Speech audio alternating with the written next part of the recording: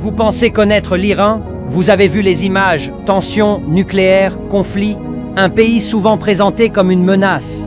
Mais ce que peu de gens réalisent, c'est que ce territoire portait autrefois un autre nom, un nom ancien, respecté dans les textes bibliques, la Perse. Et cette Perse n'était pas un empire comme les autres. Au vieux siècle avant notre ère, un roi perse change le cours de l'histoire, Cyrus le Grand. Lorsqu'il prend Babylone, il ne détruit pas la ville, il libère les peuples déportés, parmi eux les Juifs exilés. Il leur permet de rentrer à Jérusalem et de reconstruire leur temple. Dans la Bible, c'est un moment unique. Cyrus est appelé oint de Dieu, un roi étranger présenté comme un instrument de justice. Cela nous rappelle une chose essentielle. Dans l'Antiquité, la Perse n'était pas vue comme un ennemi, mais parfois comme une puissance libératrice. Mais l'histoire ne reste jamais figée. Des siècles plus tard, l'Empire perse tombe face aux conquêtes arabes. La région change de religion, de langue, de culture dominante. Pourtant, la Perse ne disparaît pas complètement. Elle survit autrement. Dans sa langue, sa poésie, ses traditions, des figures comme Ferdowsi écrivent pour préserver cette mémoire.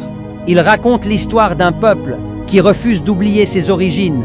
Fouinsett, puis, en 1935, un changement discret mais symbolique a lieu.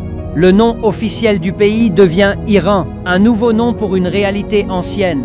Mais derrière ce mot moderne, il y a toujours des millénaires d'histoire perse. Aujourd'hui, quand on parle de l'Iran, on pense souvent au présent, la politique, les tensions, la géopolitique. Mais ce pays porte une mémoire bien plus profonde. Celle d'un empire qui a influencé le monde, celle d'un roi qui a libéré des peuples, celle d'une culture qui a survécu aux conquêtes.